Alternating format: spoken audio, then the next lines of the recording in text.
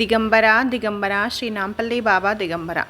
శ్రీ నాంపల్లి బాబాను నాంపల్లిలో ఉండగానే దర్శించిన ఒక డాక్టరు తన వద్దకు వచ్చే క్యాన్సర్ లాంటి దీర్ఘ వ్యాధులతో బాధపడే రోగులను తాను చేసే వైద్యంతో పాటు నాంపల్లి బాబా గారిని దర్శించమని చెబుతూ ఉండేవారట.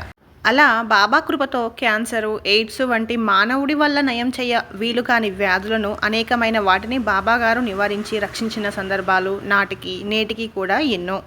మచ్చుకొకటి నాంపల్లి బాబా గౌలీపురాలో ఉండగా జరిగిన సంఘటన. శ్రీమతి కేశిరెడ్డి సీతారత్నం మలక్పేట వాస్తవ్యురాలు క్యాన్సర్ వ్యాధి నుండి ఎలా రక్షించబడ్డారో ఆ భక్తురాలి మాటలలోనే వినండి. వీరి స్వస్థలం పశ్చిమ గోదావరి జిల్లాలో తాడేపల్లిగూడెం. కాలాంతరంలో జీవనోపాధి కోసం వీరి కుమారుడు శ్యామ్ ప్రసాద్ హైదరాబాద్ నగరానికి వచ్చి స్థిరపడినట్లుగా తెలుస్తుంది. వీరి భర్తగారైన సిద్ధిరాజు గారు 1994లో మొదటిసారి, 1995లో రెండవసారి గౌలీపుర శ్రీ నాంపల్లి బాబా గారిని దర్శించుకున్నారట. కేవలం 2 సార్లు మాత్రమే దర్శించిన వీరికి బాబాగారి పట్ల అపారమైన విశ్వాసం కలిగింది. వీరు తరచుగా కుటుంబ సభ్యులతో, నేను మీకు ఏ ఆస్తి ఇవ్వకున్నా కొండంత ఆస్తి నాంపల్లి బాబాను చూపిస్తున్నాను, మీరు మనస్ఫూర్తిగా ఏమి కావాలని అడిగినా మీకు దక్కి తీరుతుంది అని అనేవారట. ఈయన 1996లో మరణిస్తూ కుటుంబ సభ్యులతో హైదరాబాద్లోని నాంపల్లి బాబా గారిని మరవవద్దు, విడవవద్దు అని తెలియజేశారట. వీరి పిల్లలు నగరంలో స్థిరపడ్డాక 1999లో సీతారత్నం గారు హైదరాబాద్ వచ్చినప్పుడు ఆరోగ్యం కొంత దెబ్బతినగా ఆసుపత్రిలో కొన్ని పరీక్షలు చేసి గర్భసంచి క్యాన్సర్ 3B స్టేజిలో బాగా ముదిరిపోయినట్లుగా, ఆసరైన స్థితిలో ఆమె ఉన్నట్లుగా నిర్ధారించడం జరిగింది. అంతంత మాత్రం ఆర్థిక స్థితిలో ఉన్న వీరు తమకొచ్చిన కష్టాన్ని అప్పటికి గౌలీపురాలో ఉన్న నాంపల్లి బాబా గారి పాదాలపై పడి విన్నవించుకున్నారట. టెస్టు రిపోర్ట్స్ అన్నీ కూడా బాబా పాదాల వద్ద ఉంచి రక్షించమని ప్రార్థించారట. ఆ రిపోర్ట్స్ ప్రకారం డాక్టర్లు రేడియేషన్ చేయాలని నిర్ణయించారట. స్టేజ్ 2లో మాత్రమే ఆపరేషన్ చేయడానికి వీలవుతుందట. తమ పాదాల వద్ద ఉన్న రిపోర్ట్స్ వంక తీక్షణంగా చూస్తూ బాబాగారు ఆ కాగితాలను 2 చేతులతో పట్టుకొని గట్టిగా నలిపి పక్కన పడవేసి, 1 2 3 జావో జావో అంటూ అరిచారట. అనంతరం ఏ డాక్టర్ అయితే ఏమి చేసినా పేషెంట్ బ్రతికే అవకాశం లేదన్నారో వారే అనుకోకుండా మళ్ళీ కొన్ని పరీక్షలు చేయించారట. కానీ రిపోర్ట్స్లో వ్యాధి అంతకు పూర్వం ఉన్న తీవ్రతలో కాకుండా స్టేజ్ 2లో ఉన్నది, ఆపరేషన్ చేయవచ్చు అన్నారట. ఒక 15 రోజులలో ఆపరేషన్ చేయడానికి నిర్ణయించి ఆసుపత్రిలో అడ్మిట్ చేయించారు. ఆ 15 రోజులు కూడా రోగికి ప్రతిరోజు సుమారు 5 నుండి 10 సెలైన్లు ఎక్కించవలసి వచ్చిందట. అంత రోగ తీవ్రతలో కూడా రోగి తనకు తానుగా లేచి నడవగలిగే శక్తిని బాబాగారే ప్రసాదించారని వారి పరిపూర్ణ విశ్వాసం. అలాంటి పరిస్థితులలో కూడా వాళ్ళు పేషెంట్ను తీసుకుని డాక్టర్లకి తెలియకుండా నాంపల్లి బాబా సన్నిధికి వెళ్ళి వచ్చేవారట. విశ్వాసం కొండలనే కదిలించగలదు. దత్త జయంతి తర్వాత రోజు ఆపరేషన్ చేయడానికి డాక్టర్లు నిర్ణయించారు. రేపు ఆపరేషన్ అనగా కూడా రోగిని బాబా సన్నిధికి తీసుకువెళ్ళగా అక్కడి బాబా సేవకురాలు శోభమ్మ గారు రోగికి ధైర్యం చెబుతూ, ఆపరేషన్ జరిగేటప్పుడు ఆసుపత్రికి నేను వస్తాను, బాబా దయ వల్ల మీకు ఆరోగ్యం కుదుట పడుతుంది అన్నారట. ఆపరేషన్ జరిగే రోజు బాబా విభూతి పొట్లం రోగి తల క్రింద పెట్టారట. ఆపరేషన్ జరిగినంతసేపు కూడా శోభమ్మ గారు ఆసుపత్రిలోనే ఉన్నట్లు, ఆమె ఒడిలో రోగి తన తలను ఉంచి నిద్రపోయినట్లుగా రోగికి అనుభవమైందట. ఈ విధంగా నాంపల్లి బాబా గారు శోభమ్మ గారి నోట తమ ఆశీస్సులు పలికించి ఆమె రూపంలోనే ఆసుపత్రికి వచ్చి ఆపరేషన్ జరిగినంతసేపు రోగి చెంతనే ఉండి తమ మాట నిలబెట్టుకున్నారు, రోగిని రక్షించారు అని చెబుతున్నారు ఈ సద్భక్తులు. ఇది ఇలా ఉండగా డాక్టర్ల కథనం ప్రకారం ఆపరేషన్ జరుగుతూ ఉండగా మధ్యలో ఆక్సిజన్ సరఫరా ఆగిపోయి రోగి మరణించిందని డాక్టర్లు కంగారు పడి, ఇదేమిటి, క్యాన్సర్తో మరణిస్తుంది అనుకున్న ఈ పేషెంటు మన పొరపాటు వల్ల మరణించింది అని కంగారు పడి ఇక చేయగలిగినది ఏమీ లేక 10 నిమిషాలు రకరకాల పరీక్షలు చేసి రోగి మరణించింది అని నిర్ధారించుకొని వెనుకకు తిరిగి బయటకు వస్తూ ఉండగా ఆకరుణ ఉన్న నర్సు పేషెంట్లో ఏదో కదలిక ఉన్నట్లు గమనించి ఆశ్చర్యంతో డాక్టర్లను పిలువగా వెనుకకు వచ్చిన డాక్టర్లు ఆక్సిజన్ సరిచేసి మధ్యలో ఆపివేసిన ఆపరేషన్ పూర్తి చేసి రోగిని కాపాడగలిగామని సంతోషించారట. ఘటన సమర్థుడు అయిన నాంపల్లి బాబా పై లీల ద్వారా ఈ క్యాన్సర్ రోగికి పునర్జన్మ ప్రసాదించారు. సృష్టి స్థితి లయకారకుడు అయిన నాంపల్లి బాబాకు ఈ విశ్వంలో అసాధ్యమే లేదు. చేయవలసిందల్లా భక్తులు పరిపూర్ణమైన విశ్వాసంతో వారిని ఆశ్రయించడమే.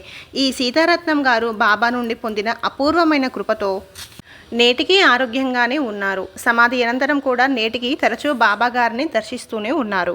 నాంపల్లి బాబా గారి అనంతమైన కరుణ చవి చూసిన ఈ కుటుంబ యజమాని వీరికి ఇంతటి విశ్వాసాన్ని అందించిన కీర్తిశేషులు సిద్ధిరాజు గారు మాత్రం 1996లోనే గుండెపోటుతో మరణించడం ఎలా సంభవించింది అనేది కుటుంబ సభ్యులకు సమాధానమే లేని ప్రశ్న.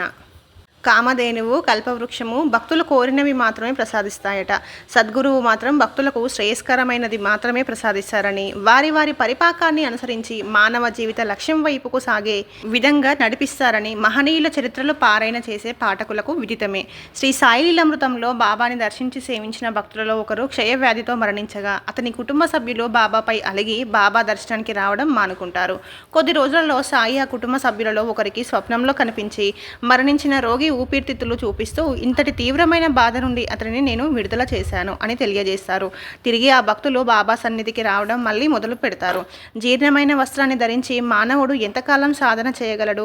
నూతన వస్త్రాన్ని ధరించి సాధనను అంతకు పూర్వం కంటే ఉత్తమంగా చేసుకోగలడు కదా.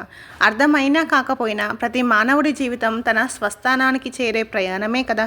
అందుచేతనేనేమో సద్గురువు తమను ఆశ్రయించిన భక్తులకు పునర్జన్మను ప్రసాదించిన, మరణాన్ని విధించిన అది ఆ సదరు భక్తుల సాధనకు ఉపయోగపడే విధంగానే అనుగ్రహించడం, ఆ సద్గురువుల కృపగా భావించి వారిని అంటిపెట్టుకుని ఉండడమే కదా బద్ధజీవులైన మానవులు చేయగలిగినది.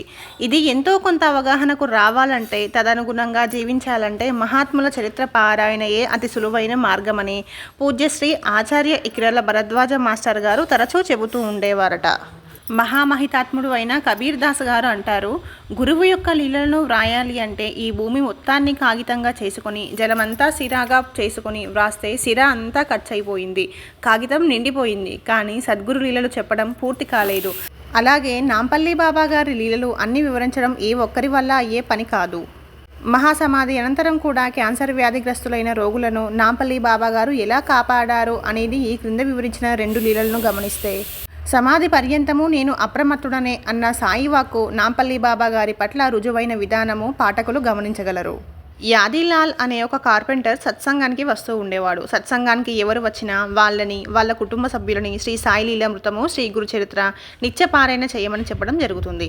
పైన చెప్పిన కార్పెంటర్ కూడా పారాయణ చేస్తూ ఉండేవాడు. అతడు సత్సంగానికి రావడం ప్రారంభించిన కొద్ది మాసాల తర్వాత ఒక శనివారం నాడు సత్సంగ మందిరానికి వచ్చి తన కొడుకు 14 సంవత్సరముల కుర్రాడికి క్యాన్సర్ అని, అది చాలా ముదిరిపోవడం వల్ల తొందరగా ఆపరేషన్ చేయించాలని అన్నారని, ఆ ఖర్చు తను భరించలేకుండా ఉన్నానని సత్సంగ సభ్యుల ద్వారా ఆర్థిక సహాయం చేయించమని కోరాడు.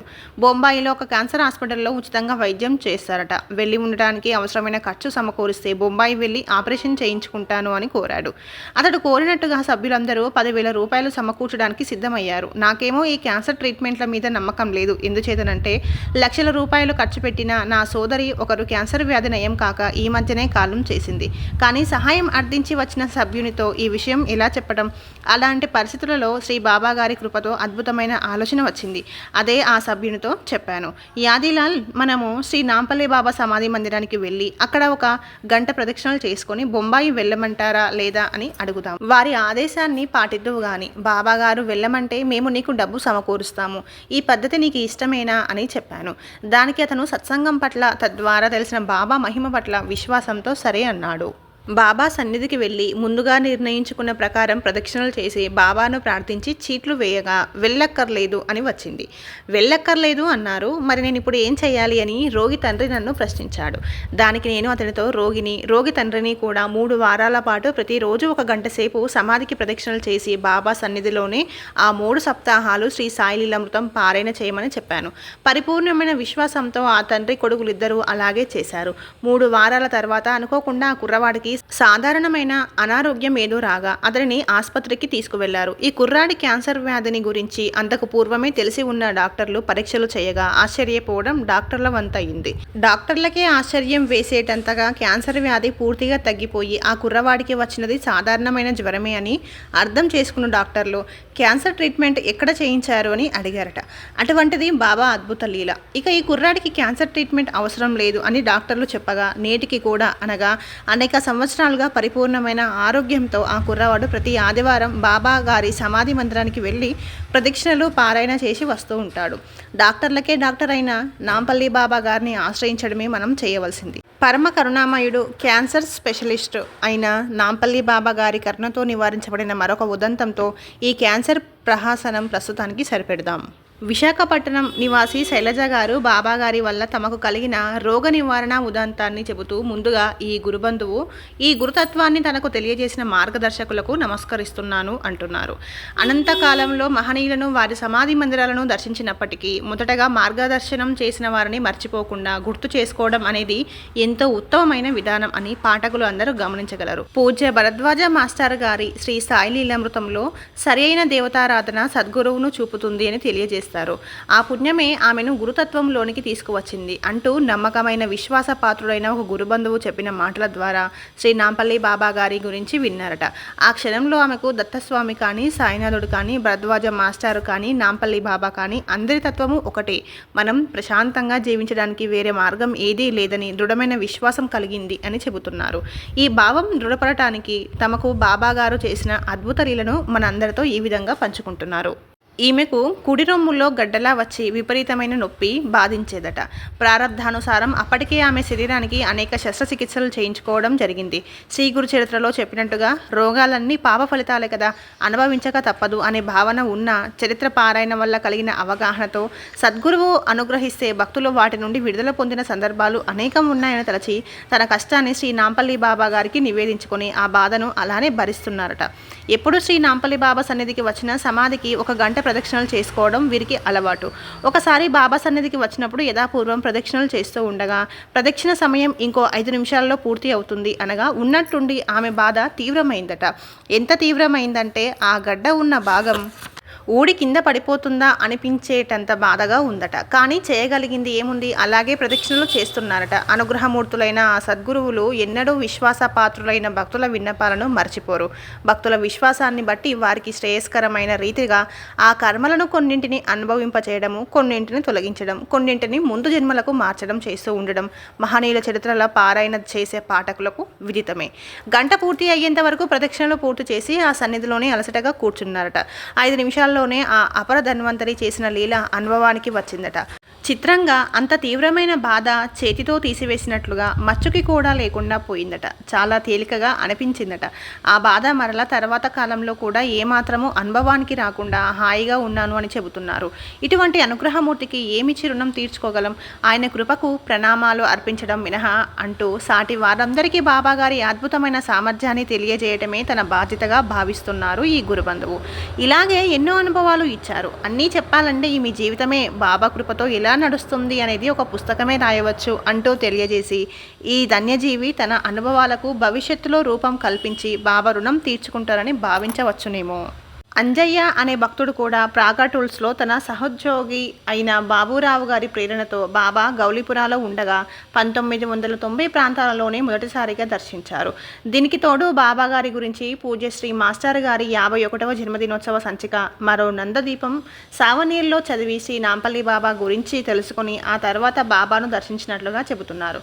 అంతకు పూర్వం కూడా వీరు విధి నిర్వహణలో భాగంగా చాలాసార్లు నాంపల్లి రైల్వే స్టేషన్ దగ్గరలో ఉన్న గూడ్స్ షెడ్ ఆఫీస్కు తరచూ వెళ్ళవలసి వచ్చినప్పుడు అక్కడ పోలీసు స్టేషన్ వరండాలో ఉన్న శ్రీ నాంపల్లి బాబా గారిని చూడటం తటస్థించింది. కానీ ఒక్కసారి కూడా దగ్గరకు వెళ్ళి దర్శించలేదు అంటున్నారు. అంటే నాంపల్లి బాబా గారి పిలుపు వచ్చే వరకు బాబా దగ్గరకు వెళ్ళి దర్శించడం సాధ్యపడదని అర్థమవుతుంది. కానీ బాబా గారు నాంపల్లిలో ఉండగానే వీరు విన్న ఒక విషయాన్ని ఈ విధంగా చెబుతున్నారు. అప్పట్లో హైకోర్టు జడ్జి జస్టిస్ రామస్వామి గారు తరచూ నాంపల్లి బాబా గారిని వారికి సంబంధించిన ఏవో వ్యక్తిగత సమస్యల దృష్ట్యా దర్శిస్తూ ఉండేవారని విన్నారట. గౌలీపురాలోని వీరు బాబా గారిని దర్శించిన తొలి దినాలలో వీరి సతీమణికి అనారోగ్యంగా ఉన్న కారణంగా ఏదో ఆపరేషన్ చేయాలన్నారట.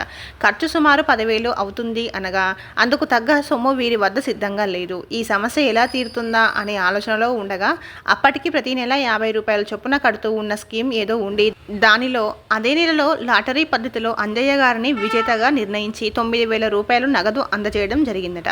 ఊహించని విధంగా లభించిన ఈ సొమ్ము బాబా గారి కృపగానే భావించి అప్పటికీ ఉన్న కష్టము నుండి గట్టెక్కారట. ఈ లీలకు బాబాగారి కృపకు ఆయన శక్తిపై విశ్వాసం కలిగి అదే భావంతో నేటి వరకు కూడా ఏ కోరిక కోరకుండా బాబాగారిని అంటిపెట్టుకుని ఉన్నాను అని చెబుతున్నారు. బాబా సర్వసమర్థులు, వారిని మనము ఏమీ అడగనవసరం లేదు. మన అర్హతను అనుసరించి ఎప్పటికీ ఏది అనుగ్రహించాలో వారికి తెలుసు అని అంటారు అంజయ్య గారు. ఇలా బాబాగారిని అంటిపెట్టుకున్న వారు బహు అరుదుగా కనిపిస్తారు. అందుకేనేమో బాబాగారు వీరికి అద్భుతమైన స్వప్న దర్శనాన్ని అనుగ్రహించారు. ఆ స్వప్నంలో ఉన్న భావ భావాన్ని చిత్రీకరించి ప్రింట్ చేయించగా అదే నేటికి అనేక మంది భక్తుల ఇండ్లలో పూజలు అందుకుంటున్న బాబాగారి ప్రతిరూపం. ఆ స్వప్న విధానం ఈ క్రింది విధంగా ఉంది. ఒకరోజు అంజయ్య గారు బంధువుల ఇంటికి పెళ్లికి వెళ్ళి వచ్చి మధ్యాహ్నం 1 గంట ప్రాంతంలో నిద్రకు ఉపక్రమిస్తూ సాయంత్రం 4 గంటలకు లేచి నాంపల్లి బాబా సన్నిధికి వెళ్ళాలని తలచారట. కానీ రాత్రి 8 గంటల వరకు మెలకువ రాలేదట. బాబా వద్దకు వెళ్ళలేకపోయారు. అలా వెళ్ళలేకపోయినందుకు బాధపడి, బాబా నీకు తెలియనిది ఏముంది, నా ఆరోగ్యం బాగుంటే ప్రతి గురువారం నీ సన్నిధికి వస్తాను, నేను రాలేనప్పుడు నీవే వచ్చి దర్శనం ఇవ్వవచ్చు కదా అని నమస్కరించి అలసిపోయి ఉండడంతో మళ్ళీ నిద్రపోయారట. ఆ రోజు తెల్లవారుజామున 4 గంటలకు స్వప్నంలో మొదట శ్రీ నాంపల్లి బాబా గారు ఒక చెట్టు నీడలో కూర్చొని కనిపించారు. ఆ తర్వాత వారి వెనుక కామధేనువు ప్రత్యక్షమైంది. తర్వాత 4 కుక్కలు వచ్చి బాబా ముందు కూర్చున్నాయి. ఈ విధంగా ఒకటి తర్వాత ఒకటి ఆవు, కుక్కలు వచ్చి బాబా చుట్టూ చేరడంతో దత్తాత్రేయుడి దర్శనం ఈ విధంగా పూర్తయింది.